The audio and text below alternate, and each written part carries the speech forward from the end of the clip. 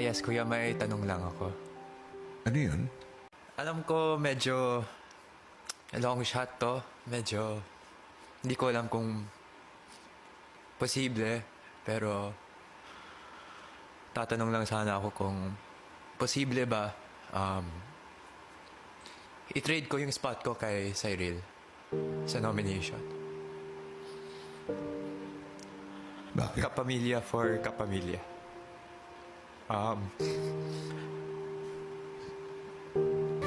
Kuya, sakit lang makita na she is on the line for eviction. She's only been here for 3 weeks, kuya. I know she has a lot to prove. I know she has so many reasons why she's here. Siyempre for her family. I don't want her to be in this position na close to leaving. Alam ko sobrang lakas ni Cyril. Kaya niya to. Pero I'd rather sacrifice myself for her.